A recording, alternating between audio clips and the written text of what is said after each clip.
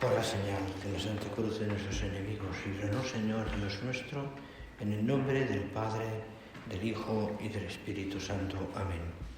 Señor mío y Dios mío, creo firmemente que estás aquí, que me ves, que me oyes. Te adoro con profunda reverencia. Te pido perdón de mis pecados y gracia para hacer con fruto este rato de oración. Madre mía Inmaculada, San José, mi Padre y Señor, Ángel de mi guarda, interceded por mí.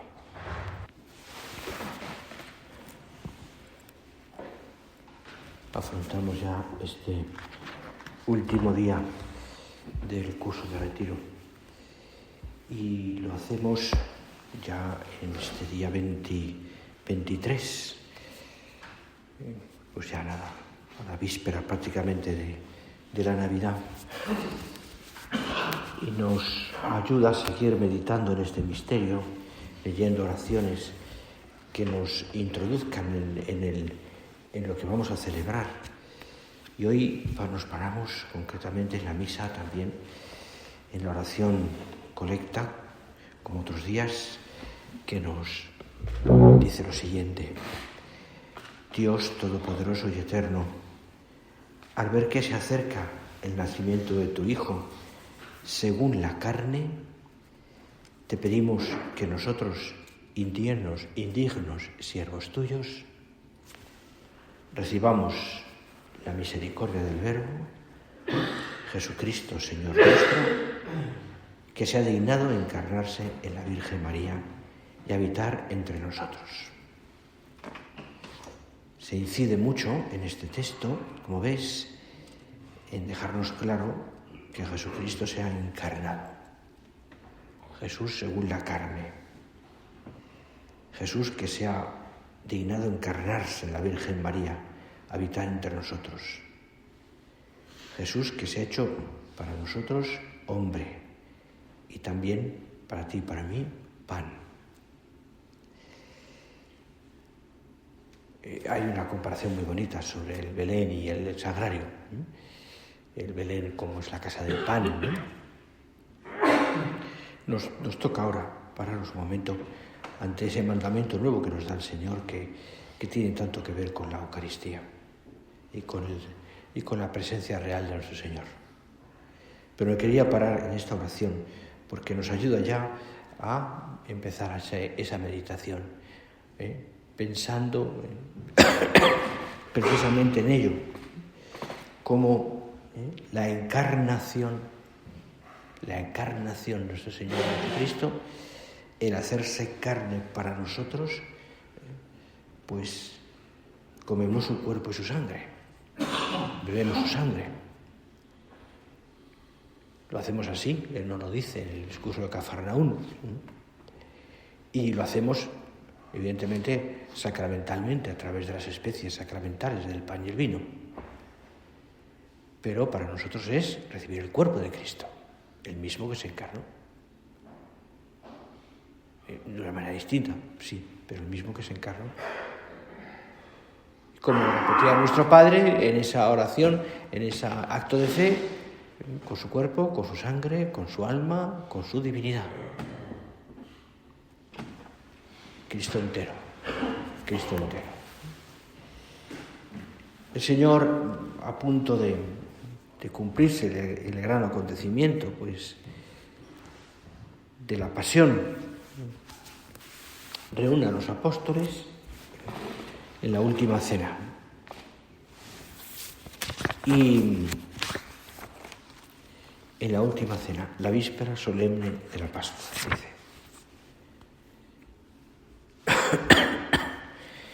Y allí el Señor, pues, ya hablamos ayer del lavatorio de los pies, pero manifiesta también ese amor a través del misterio de la Eucaristía y el sacerdocio. No nos deja un símbolo, sino en realidad se queda Él mismo. No nos lega un simple regalo que nos haga de alguna manera evocar su memoria, sino que Él quiere quedarse con nosotros. La realidad sacramental, pero realidad. A los más íntimos y a todos los hombres, y en ese momento a los más íntimos.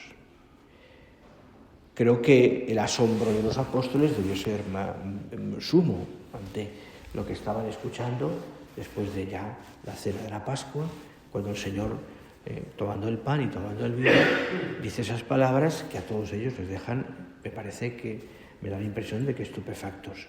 No entendían. Lo van entendiendo después. Sobre todo cuando a ellos les toca también hacer lo mismo que el Señor hizo en la última cena.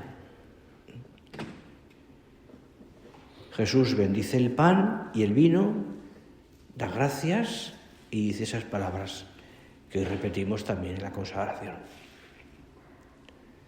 Sabe muy bien que está celebrando la última Pascua y su amor se desborda ante el desenlace de la existencia terrena. La pasión es inminente. Se va a realizar la razón de su venida al mundo. Es, como diríamos, momento culminante de la vida del Señor y de la salvación. Y quiere que quede una perpetua y eficaz memoria de su sacrificio. Y por tanto se dispone a hacer algo distinto. Algo que para los apóstoles, aunque estaba incoado en Cafarnaún, era algo novedoso, distinto, inimaginable. Ya de hecho, los judíos, en aquel discurso de Cafarnaún, se escandalizan. Y también algunos discípulos se escandalizan y se van. ¿Cómo puede darnos a comer su carne? ¿Cómo puede darnos a beber su sangre? No entienden. Y parece lógico así a ojos humanos que no entendieran si no hay fe.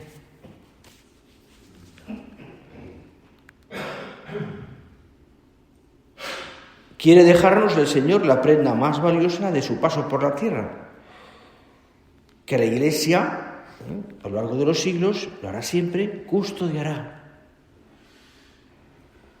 y venerará y adorará.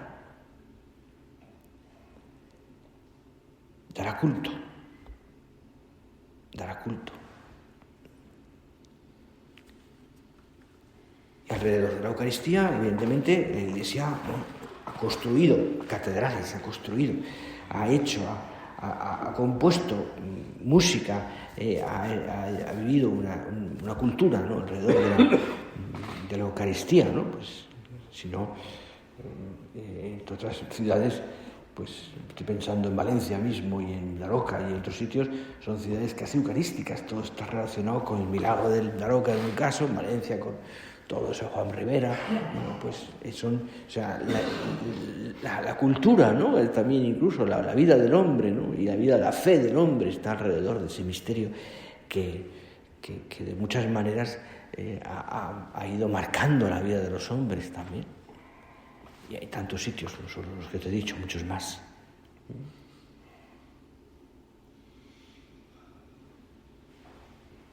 Es el momento, podríamos decir, de fusión de amor más íntima del Señor, de mayor derroche.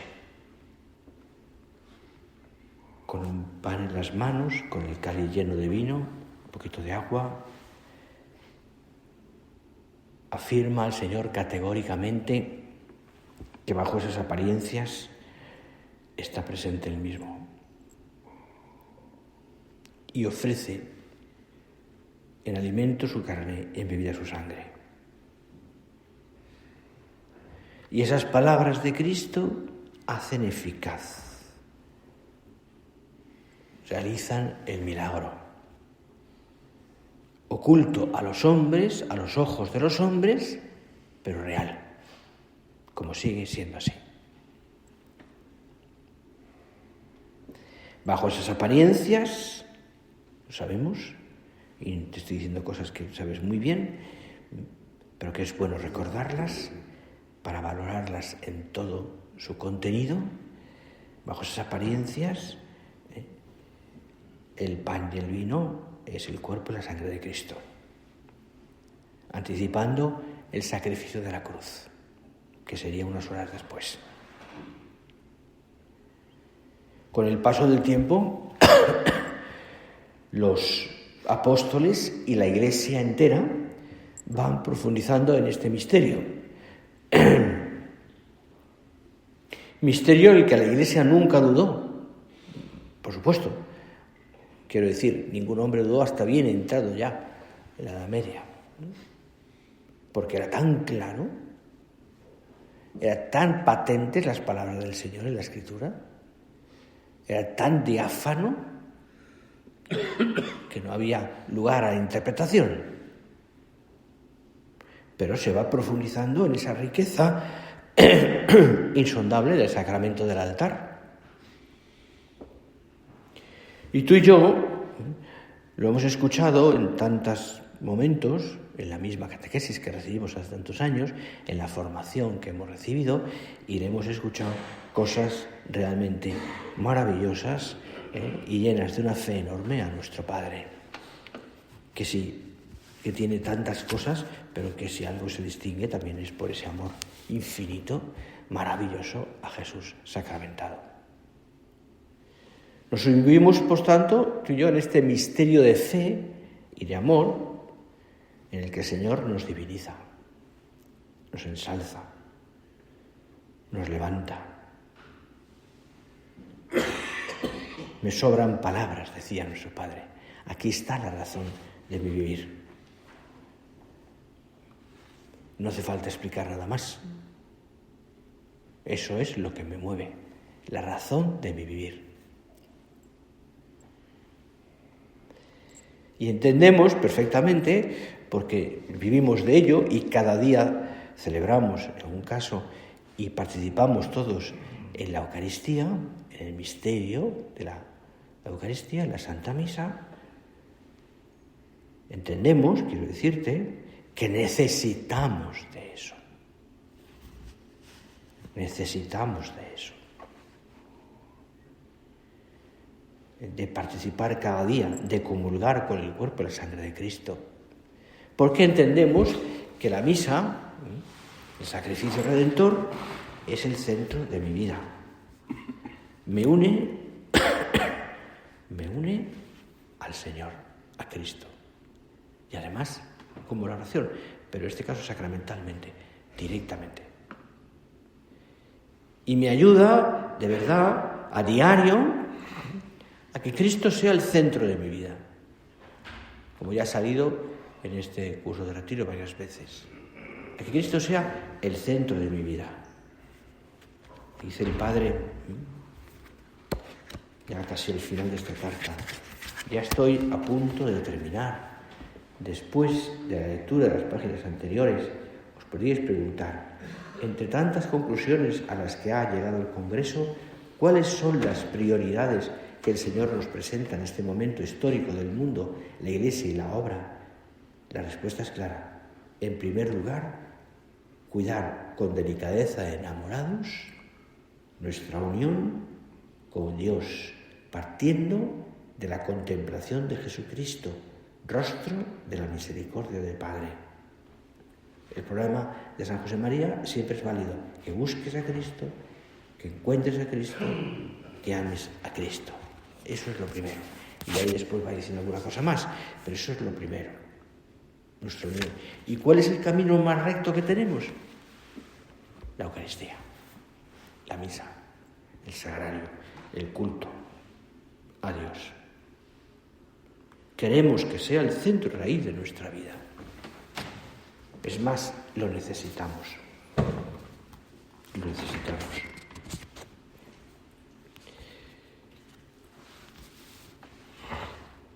Yo te diría que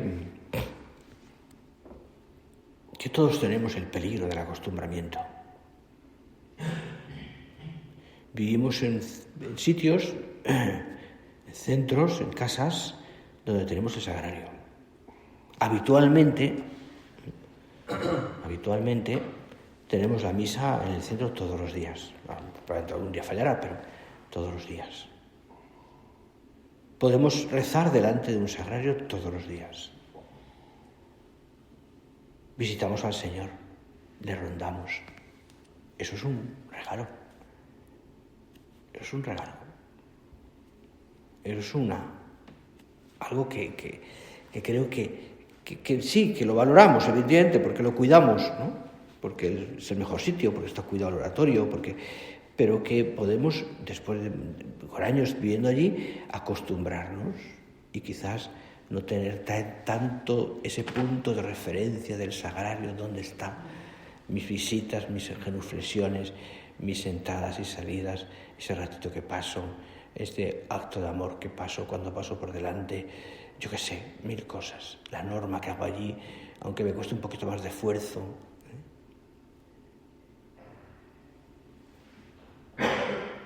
Podemos, como te digo, acostumbrarnos. Y el acostumbramiento, como bien sabes, pues mata el amor. El amor lo hace rutinario y hace que pierda la fuerza que tiene que tener ese amor a Dios. Cada celebración eucarística es celebración del gran sí dirigido por Cristo al Padre. Conmemora el cumplimiento del sacrificio que se ha realizado en el misterio del cuerpo y la sangre de Cristo, su pasión, su muerte y su resurrección.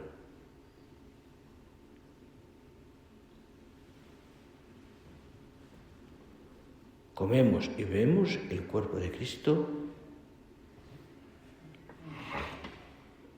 después de su resurrección. Nos unimos a Él. Celebramos la fracción del pan. Al comulgar, nos unimos totalmente a Dios. Sacramentalmente a Dios. Nos da vida. Nos renueva interiormente. Nos llena el alma de luz. Esa comparación tan bonita que escribía o que decía don Álvaro, una acción de gracias, cuando comparaba, seguramente tomada de nuestro Padre, comparaba el alma recién recibida al Señor a esas puestas de sol donde el sol se engrandece y ilumina y casi quema el cielo, ¿no? Lo llena de esplendor, ¿no? A veces rojiza, a veces naranja, pero convierte todo, es como si quemase, ¿no? Pues, y don Álvaro, yo uno de los recuerdos que queda en la retina de Galicia es las puestas de sol en Olveira, que son espectaculares, ¿no? Porque además la ría y es justo está poniendo el sol a otra parte y entonces se ilumina toda la ría, la isla de Garosa, etcétera, todo es impresionante, ¿no? Allí pues en verano pues las 8, las 9, las 10 casi, entonces son muy tardes, ¿no? Entonces me venía la imagen siempre que veía algunas convivencias, esas puestas de sol, me venía la imagen lo que decía don Álvaro, ¿no? Es decir, que es una comparación pobre, ¿no? Porque evidentemente el alma se llena de una luz y de una que es maravillosa, es decir, que es Dios, no es el sol, es Dios. Es Dios.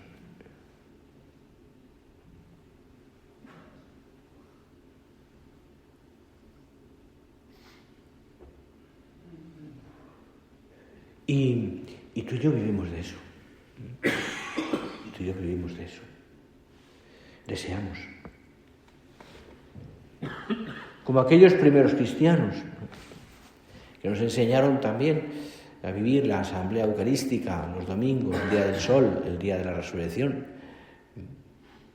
Cuenta San Justino cómo era aquello, ¿no? En uno de sus textos, ¿no? Que explica pues prácticamente la misa como es hoy, no es del siglo 200 y pico, me parece que es. Y es maravilloso, ¿no? Es decir, porque ya notas ese cariño a Jesús, al Señor en la Eucaristía, ya desde el primer momento, ¿no? Como después se llevaba la comunión a los enfermos, ¿no? Etcétera. O aquellos últimos mártires ya al final de las persecuciones del norte de África, ¿no? que son, les prohíben reunirse el domingo para celebrar sus ritos, y lo hacen aún así, jugándose la vida, en la época de San Cipriano, y les arrestan porque están celebrando. Y cuando le pregunta, ¿no?, el gobernador por qué habéis desobedecido al mandato que le había dado, y uno de ellos dice esas palabras que son magníficas, que el Papa Benedicto XVI las ha comentado en algún momento, porque si el domingo no podemos vivir, decía, más que sine dominicus possumus non vivere. No podemos vivir. No podemos vivir sin la asamblea eucarística, sin poder recibir al Señor, sin reunirnos. No podemos vivir. Desde el principio, fijaros, ¿no? Y así a lo largo de los siglos, los cristianos hemos ido adorando a Dios, construyéndole cosas, haciendo maravillosas custodias y cálices donde se contiene el cuerpo y la sangre del Señor. Podríamos seguir por ahí, pero creo que es como un culto que nos conmueve, ¿no? El cariño que puso don Álvaro en que se cavara aquella custodia en Cababianca que se pasea por las calles, que tiene cientos de detalles de cariño hacia el Señor, entre esmaltes dorados, etcétera, recuerdos, fechas, una maravilla, ¿no? Celebramos la fracción del pan, conscientes de esa grandeza, y pedimos al Señor no acostumbrarnos, insisto, recibiendo al Señor como a los grandes de la tierra. Y entendemos que también para nuestra vida lo primero es el Señor, todos los días. Bueno, pues todo esto, que tú puedes decirlo mucho mejor que yo y predicarlo, explicarlo, ¿no? Pues todo esto nos lleva evidentemente a un amor apasionado, yo diría, hacia el Señor en la Eucaristía, ¿no?, que se tiene que lograr. En el que además tenemos siempre que mejorar, y siempre, porque nunca es suficiente, y siempre que profundizar, porque eso tiene consecuencias lógicas en nuestra vida. El amor a la Eucaristía, el alma sacerdotal, el espíritu de servicio, el afán apostólico, el cuidar las cosas de Dios, el cuidar también nuestra vida para que sea ofrenda a Dios, verdaderamente, el cuidado de la preparación de la misa bien oída, bueno, todas esas cosas, pero que se centran sobre todo en que tú estás aquí, Señor, en mi amor, y que tengo que estar siempre aprendiendo. Contaba don Javier la última fiesta del Corpus Christi de la vida de nuestro Padre. No recuerdo qué día fue del año 75, pero debe ser principios de junio, no lo sé. Y como sabéis, nuestro Padre tenía ya, al final de su vida, no veía bien, y celebraban la misa habitualmente de la Virgen o de cotidiana de difuntos, depende, con un misal muy especial, con letras muy grandes. Pero ese día, al llegar al pie del altar, le preguntó a don Javier, ¿qué misa me has puesto? Y le dijo, Padre, no sé si era la Virgen o de la cotidiana de difuntos, no sé cuál le puso, pero la que fuera. Y supongo que la Virgen. Y nuestro Padre le miró y le dijo, hijo mío, cámbiala y ponla de la fiesta de la solemnidad y del Corpus Christi, aunque me cueste mucho trabajo leer. Y ya don Javier se movió, hizo los cambios, y cuando llegó otra vez al pie del altar, le dijo, hijo mío, ayúdame a ser piadoso. Bueno, pues esa es la actitud. Aprender, renovarnos, no acostumbrarnos. Ayúdame a ser piadoso.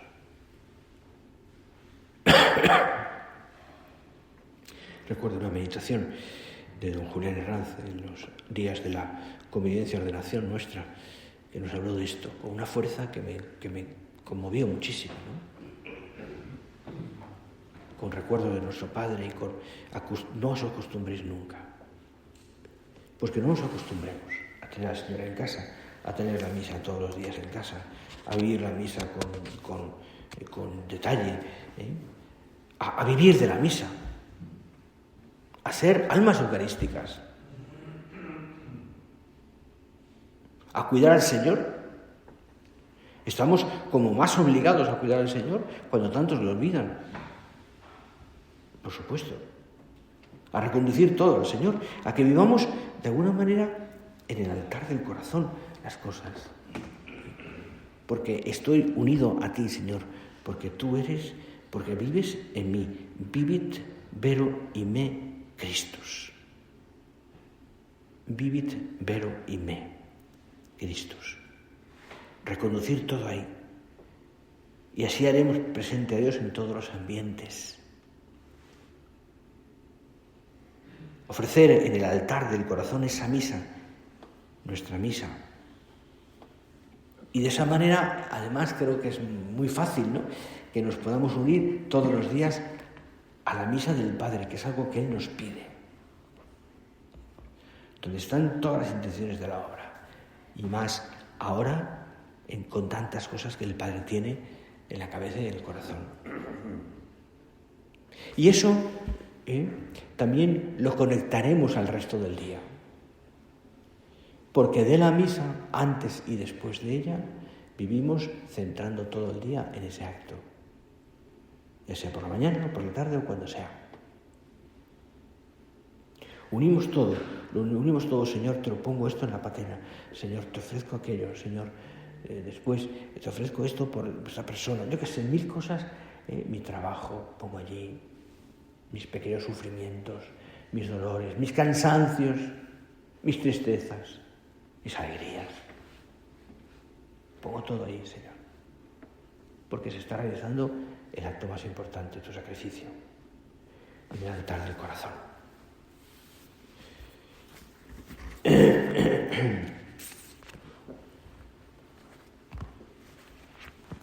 Como decíamos al principio, el nacimiento de tu Hijo según la carne, te pedimos recibir su misericordia. La misericordia del Señor que se ha dignado encarnarse en la Virgen María, que se ha hecho carne y pan para ti y para mí y para todos los hombres. Terminamos nuestra oración pidiendo esto al Señor, sobre todo con la alegría de saber que nuestra vida eucarística tiene siempre una recompensa eficaz, que todo lo que vivamos y cuidemos al Señor es siempre un beneficio para nosotros y para la obra, para la Iglesia, evidentemente. Que tenemos que distinguirnos además en esa delicadeza de amor a través de la Eucaristía. Y es algo que yo diría, no es una característica, no es una cosa, digamos, no es una marca, ¿no? Pero nos hemos distinguido siempre en la obra, pues el cuidado de las cosas pequeñas del culto. Y hay cientos de cosas que podemos hablar, pero no da tiempo. Pero creo que eso, y la reverencia, todo el trato con el Señor, es casi como un tesoro, perdonadlo de así, como nuestro, en medio de esta defección, en medio de ese descuido del culto de Dios, la obra siempre ha estado cuidando eso. Y es un beneficio y nos ha hecho mucho bien. Nos ha hecho mucho bien. A través de eso también hemos hecho mucho bien. Pedíselo al Señor y pedíselo a nuestra Madre Santa.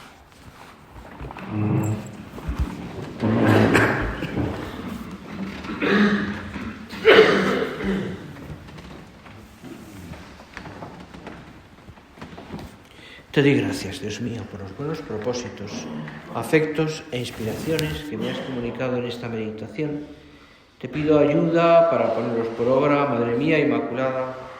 San José, mi Padre y Señor, Ángel de mi guarda, interceded por mí.